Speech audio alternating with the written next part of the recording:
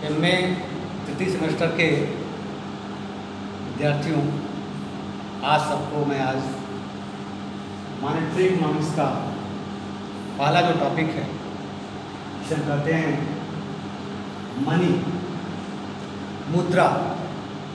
मुद्रा क्या होती है, मुद्रा का विकास अर्थव्यवस्था के विकास के साथ कैसे कैसे हुआ, या हम यूँ कहें कि सभ्यता के विकास के साथ मुद्रा का रूप कैसे बदला है। साथ ही साथ मुद्रा की जो परिभाषा है, क्या कोई एक परिभाषा है या वह भी समय के साथ उन परिभाषाओं में परिवर्तन आया है। निश्चित रूप से मुद्रा को परिभाषित करना बहुत कठिन है, क्योंकि कई अर्थशास्त्रियों ने अलग अलग मुद्रा की परिभाषाएं दी हैं, परंतु मुद्रा के जो प्रमुख कार्य हैं उन्हीं कार्यों को केंद्र में रख करके मुद्रा को हम समझ सकते हैं, मुद्रा को परिभाषित कर सकते हैं। हम इसके बारे में डिटेल आगे बात करेंगे।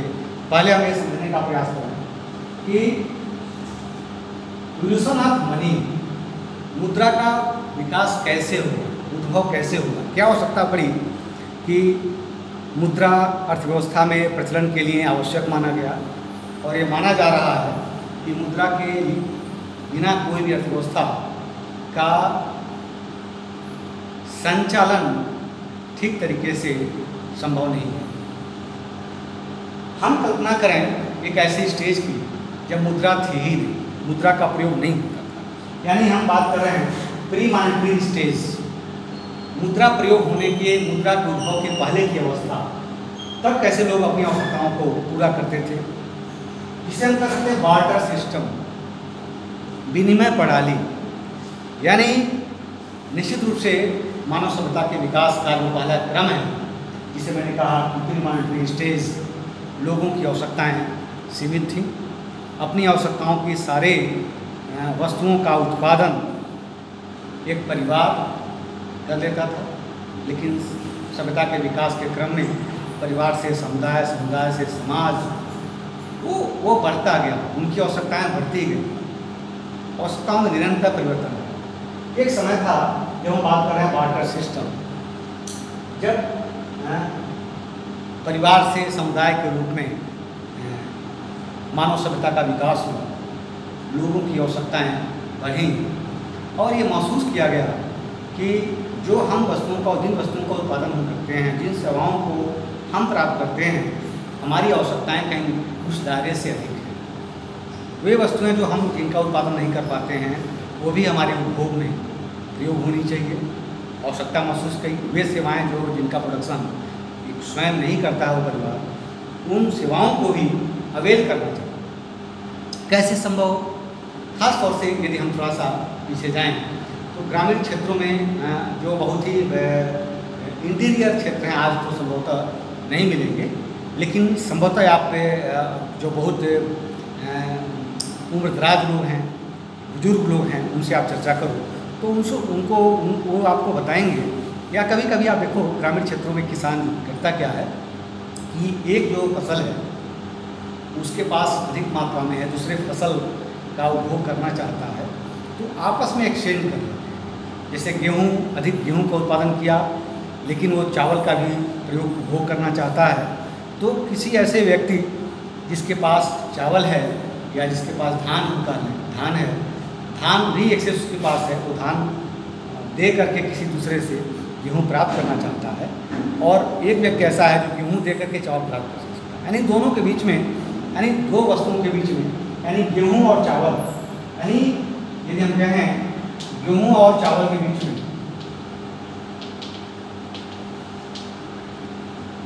गेहूँ और चावल के बीच में विनिमय हो सकता है। कोई भी, हम एक उदाहरण लिया हमने कि गेहूँ और चावल के बीच में विनिमय हो सकता है, लेकिन जो आवश्यकताएं हैं सिर्फ यहीं तक सीमित नहीं है। आवश्यकताएं क्योंकि हमारी निरंतर बढ़ती गई है, तो बहुत सारी ऐसी वस्तुओं का उपभोग करने लगे जिनका नज़दीक के व्यक्ति द्वारा, नज़दीक के परिवार द्वारा उन वस्तुओं का उत्पादन नहीं होता था, लेकिन उनके उपभोग की आवश्यकता थी। हम चाहते थे उनका उपभोग करना। समस्या क्या आई कि ऐसे व्यक्ति, यदि हम एक्स कमोडिटी है, हमारे पास एक्सेस है, उसके बदले में हम वाई कमोडिटी चाहते हैं, तो किसी ऐसे व्यक्ति को ढूंढना पड़ेगा कि जो वाई कम्युनिटी दे करके कम्युनिटी एक्स लेना चाहता है, तभी हमारा जो एक्सचेंज है वस्तुओं के बीच में विनिमय, वस्तु विनिमय प्रणाली है, वस्तुओं के बीच में विनिमय संभव हो सकता है, अदरवाइज संभव नहीं है। ये इसको बोलते हैं double coincidence wants, double coincidence of wants, यानी दोहरे संयोग, दोहरा संयोग। लेकिन यह दोहरा संयोग एक मैंने कहा कोइंसिडेंस है, एक संयोग है, यह संयोग हमेशा मिले ये संभव नहीं है। ये इसलिए जो वस्तु विनिमय प्रणाली है उसमें वस्तुओं के बीच में विनिमय की एक बहुत बड़ी समस्या रही है, इसीलिए समस्या के रूप में दिखाया गया है कि problem of double coincidence of wants. दो लोगों की चाहतें एक ऐसी हों, जो एक व्यक्ति किसी वस्तु को देना चाहता है और वो दे करके दूसरा जो वस्तु प्राप्त करना चाहता है, ठीक उसके विपरीत दूसरा व्यक्ति भी मिले। ये बड़ा कठिन कार्य है, इसलिए बड़े स्तर पर समाज के विकास के क्रम में आगे हम जाते हैं तो यह ऐसा होना कठिनाई है, यानी वस्तु विनिमय प्रणाली के माध्यम से अर्थव्यवस्था का संचालन कठिन। दूसरा कॉमन मेजर्स ऑफ वैल्यू, कोई यानी कोइंसिडेंस के माध्यम से हो पाएगा, कोई ऐसी नहीं है वस्तु जिसके माध्यम से हम किसी वस्तु के मूल्य को माप सकें। एक समस्या थी, यदि ऐसा संभव होता वाटर सिस्टम में कि किसी एक वस्तु के माध्यम से हम अन्य सभी वस्तुओं के मूल्यों को माप सकते थे, तो संभवतः यह समस्या नहीं, कोइंसिडेंस की प्रॉब्लम नहीं होती। लेकिन क्योंकि वस्तुओं के बीच में विनिमय होना है, इसलिए समस्या ये भी है और समस्या ये भी है। तीसरा इंडिविजुअलिटी समस्या, यानी जिन वस्तुओं को यदि मान लीजिए कोई वस्तु यक्ष है, यदि हम कह लें कि किसी व्यक्ति के पास गाय है और गाय को बेच करके वह चाहता है कि कुछ गेहूँ प्राप्त कर ले, कुछ चावल प्राप्त कर ले, उसी एक ही वस्तु, क्या उस गाय के बदले में गेहूँ और चावल मिल सकता है? नहीं, क्योंकि यदि गाय को देना होगा तो किसी एक व्यक्ति को दे सकता है, चाहे चावल वाले को दे या गेहूँ वाले को, उसको बांट नहीं सकता। यदि उसको बांट दे तो फिर उसकी यूटिलिटी, जो कम्युनिटी है, जो वस्तु है, उसकी यूटिलिटी समाप्त हो, बेकार हो। बहुत सारी ऐसी वस्तुएं हैं जिनका जब भी एक्सचेंज होगा वो अपने पूर्ण रूप में होगा, उनको हम डिवाइड नहीं कर सकते, उनको हम बांट नहीं सकते हैं। ये भी एक समस्या थी। इन्हीं समस्याओं को ध्यान में रखते हुए विकास के क्रम में एक दूसरा स्टेज जिसे हम कहते हैं कम्युनिटी मनी स्टेज या प्री मेटालिक स्टेज, यानी मुद्रा के रूप में वस्तुओं को मुद्रा के रूप में प्रयोग किया जाने लगा। यानी मेटालिक यूज, जो धात्विक मुद्रा है, जो धातु मुद्रा, उसके पहले का जो युग है अर्थव्यवस्था के विकास में, उसको बोलते हैं कम्युनिटी मनी स्टेज। यानी वस्तुओं के विनिमय के लिए कुछ वस्तुओं के बीच में विनिमय की प्रक्रिया को आसान करने के लिए कुछ वस्तुओं को मुद्रा के रूप में मान लिया। जैसे आप जानते होंगे कि पहले कौड़ियाँ होती थी, कौड़ीज। फिर कुछ जानवर को भी मुद्रा के रूप में माना गया, यानी वस्तु मुद्रा। इस तरह से कई सारी वस्तुएं थी जिनको मुद्रा के रूप में प्रयोग किया गया। लेकिन वही उसमें भी समस्या थी। समस्या क्या थी? Store of value. उन वस्तु, जिसे मान लीजिए किसी जानवर को एक मुद्रा के रूप में मान लिया जाए, तो क्या उसको हम स्टोर कर सकते हैं? यदि मान लीजिए गाय है, गाय को मान लिया गया या बकरी को मान लिया गया कि वो मुद्रा है, मुद्रा के रूप में प्रयोग किया जाएगा, लेकिन क्या उसको हम स्टोर कर सकते हैं? नहीं। इसलिए नहीं कर सकते हैं कि उसको जीवित रखने के लिए लगातार कुछ न कुछ उस पर उनको व्यय करना पड़ेगा, और जो है वो लंबे समय तक बना रहेगा, ऐसा संभव नहीं है। या बहुत सारी ऐसी वस्तुएं हैं जिनको हम स्टोर नहीं कर सकते हैं, इसलिए स्टोर की समस्या थी। दूसरी कॉमन मेजर, सभी वस्तुओं के मूल्य को कोई एक वस्तु मुद्रा मेजर कर ले, ऐसा संभव नहीं है, क्योंकि कई तरह की वस्तुएं थी। लोग कई तरह की वस्तुओं को मुद्रा के रूप में प्रयोग करते थे, कोई एक वस्तु नहीं थी जिससे मुद्रा के मूल्य को मेजर कर सकते। तीसरी बात इंडिविजुअलिटी। यहाँ भी समस्या यही थी कि वस्तु मुद्रा को हम बांट नहीं सकते थे, यदि किसी वस्तु की कम इकाई हमें आवश्यक है तो उसके बदले में यदि वस्तु मुद्रा की एक छोटी सी इकाई यानी एक जो पूरी की पूरी एक इकाई ही एक्सचेंज करना पड़ेगा, जो क्योंकि उसको हम बांट नहीं सकते, उसको अलग अलग छोटी इकाई के रूप में बांटना वो संभव नहीं था। ये भी एक समस्या थी। इन्हीं समस्याओं के आधार पर फिर आवश्यकता ये महसूस की गई कि कोई एक ऐसी वस्तु हो जिसको मुद्रा माना जाए। यानी एक दूसरा विकास क्रम में जब हम जाते हैं तो एक मेटालिक एज आता है, धात्विक युग, जिसमें मुद्रा के रूप में गोल्ड और सिल्वर यानी सोने और चांदी की धातुओं को मुद्रा के रूप में प्रयोग किया गया। सोने की जो मुद्रा थी, विकास के क्रम में हम बात करें तो सोने की मुद्रा में प्रायः या चांदी की मुद्रा में जो एक फेस वैल्यू होती थी और इंट्रिंसिक वैल्यू होती है। इंट्रिंसिक मतलब आंतरिक मूल्य, उस धातु का जो मूल्य है और उस मुद्रा पर जो अंकित मूल्य जिसको फेस वैल्यू बोलते हैं, लगभग बराबर होता था। यानी जितने मूल्य का धातु होता था उतना ही मूल्य उस पर अंकित किया जाता था, उसकी फेस वैल्यू उतना ही गोल्ड। और इसीलिए टकसाल फ्री था, जहाँ सोने और चांदी के सिक्के ढाले जाते थे तो टकसाल फ्री था। कोई व्यक्ति चाहता तो वहाँ सोना ले जाता और मुद्रा के रूप में प्राप्त करता, और मुद्रा दे करके उस चाहता तो उस धातु की उतनी मात्रा प्राप्त कर सकता था, क्योंकि इंट्रिंसिक वैल्यू यानी जो आंतरिक मूल्य है उस धातु का और जो उसका जो फेस वैल्यू है यानी अंकित मूल्य जो अंकित किया जाता था मुद्रा पर, वो दोनों बराबर। लेकिन यह मुद्रा भी ये समय भी बहुत मुद्रा के रूप में जो मेटालिक एज है यानी धात्विक मुद्रा बहुत लंबे समय तक प्रयोग की गई, लेकिन उसमें भी समस्याएं थी। इस एज में धात्विक मुद्रा में ये समस्याएं मिली। एक समस्या थी ट्रांसपोर्टेशन। धात्विक मुद्रा को यानी मेटालिक मनी को एक स्थान से दूसरे स्थान तक ले जाने की एक समस्या थी। आपने शायद पढ़ा होगा अली बाबा 40 चोर, उसमें क्या था, असरफियाँ थी। असरफियों की क्या होती है, चोरी होती है। इसलिए उनको ट्रांसपोर्ट करना, क्योंकि भारी भी होते थे, उनको ट्रांसपोर्ट करना बड़ा मुश्किल काम है।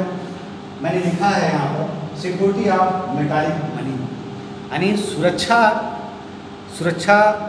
की दृष्टि से देखें तो यह जो धातुक मुद्रा है ये इसकी सुरक्षा करना एक कठिन काम था।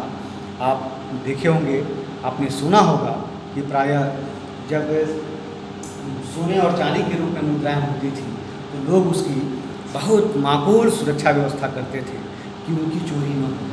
फिर भी चोरी हो जाती थी।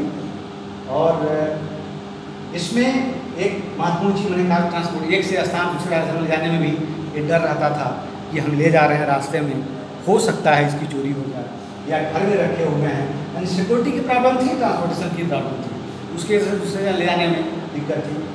तीसरी ये समस्या लिखा है कि मेटल सप्लाई की, ये बहुमूल्य धातुएँ हैं, सोने और चांदी की बहुमूल्य धातुएँ। इन धातुओं की जो आपूर्ति है, यदि पर्याप्त मात्रा में मुद्रा का प्रयोग हम करना चाहते हैं, प्रचलन में मुद्रा की मात्रा को बढ़ाना चाहते हैं, तो हम अपने आवश्यकतानुसार मुद्रा की मात्रा को नहीं बढ़ा सकते हैं, क्योंकि ये बहुमूल्य जो धातुएँ हैं गोल्ड और सिल्वर, इनका उत्पादन हर देश में अलग। कुछ देश ऐसे हैं जहाँ मुद्रा के जो खदान हैं बहुत कम हैं, सिल्वर यानी जो गोल्ड और सिल्वर के जो खदान हैं, जो माइंस हैं, बहुत कम हैं, वहाँ कम मात्रा में मिलता है, इसलिए उनके लिए एक समस्या थी। तो सप्लाई साइड यानी सप्रेशन में जितनी हम आवश्यकता के अनुसार चाहें तो कर सकें, ऐसा नहीं है। दूसरी चीज़ कई बार दिक्कत इसमें आती रही है कि मुद्रा का प्रयोग करते करते, यह मेटालिक जो मनी है, इसका प्रयोग करते करते मुद्रा का जो वेट है, जो वजन, जब भी हम उसके ट्रांजेक्शन करेंगे या हम इस मुद्रा को मीडियम ऑफ एक्सचेंज के रूप में प्रयोग करेंगे तो निश्चित रूप से एक समय के बाद उसमें घिसावट आ जाएगी। घिसावट यानी उसका वेट जो है वो कम। कहने का मतलब यह है कि जितना फेस वैल्यू लिखा हुआ जो अंकित मूल्य है उसकी अपेक्षा इंट्रिंसिक वैल्यू जो आंतरिक मूल्य है, उन धातु का मूल्य है, वो कम हो जाता है। इसलिए लोग ये संभावना हो सकती है कि लोग ये कर सकते हैं कि इसे एक्सेप्ट नहीं कर पाएंगे। क्यों? क्योंकि ये घिसा हुआ है, इसका जो आंतरिक मूल्य कम है। एक समस्या आ सकती है और समस्या आती भी रही है।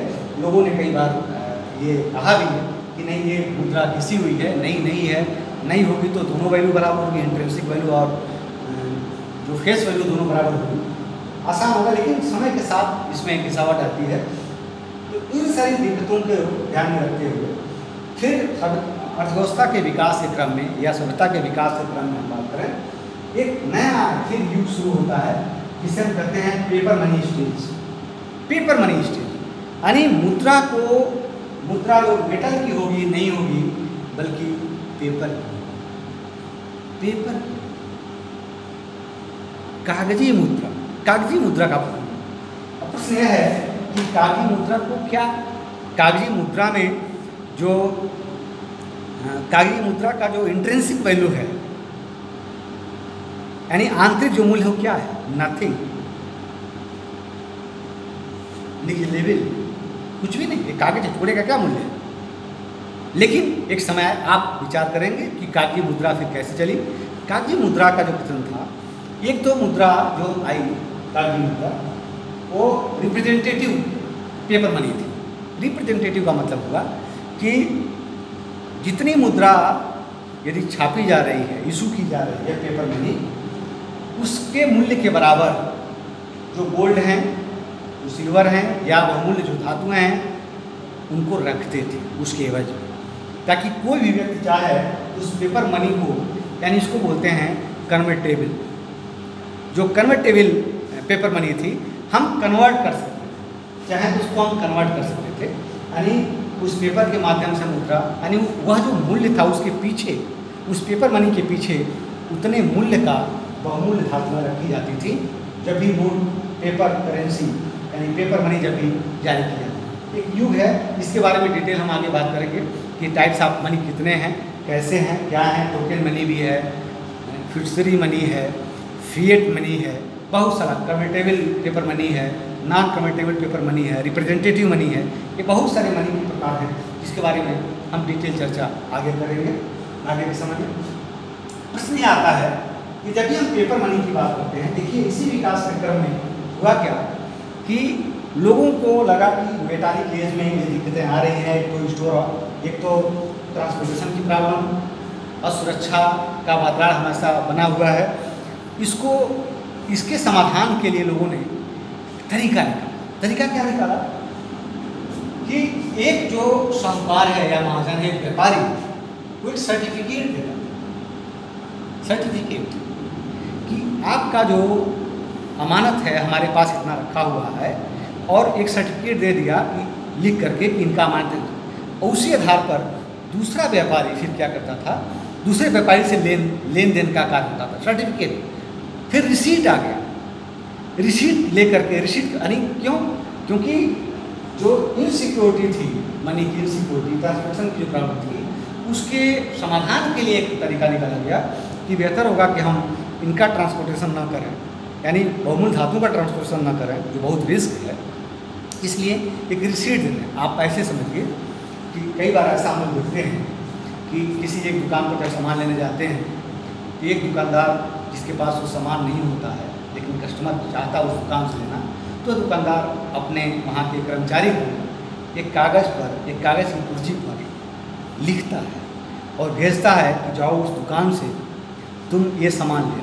तो क्या हुआ, वो कहीं मुद्रा नहीं ले गया, एक साइन ले गया, एक रिसीट ले गया, एक सर्टिफिकेट ले गया, और उससे वो वस्तु वो ले आया। क्यों ऐसा है? क्यों?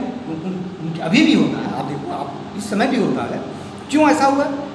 क्योंकि एक दूसरे को जानते हैं, और एक दूसरे को जानने से होगा क्या कि उसी कागज़ के, उसी रिसीट, उसी सर्टिफिकेट से विनिमय का कार्य, वस्तुओं का जो लेन देन है वो आसानी से हो जाता है। लेकिन यह काम छोटे स्तर तक हो सकता है। बड़े पैमाने पर, यानी यदि बड़े पैमाने पर हम लेन देन का कार्य करना चाहें तो ये संभव नहीं। क्यों?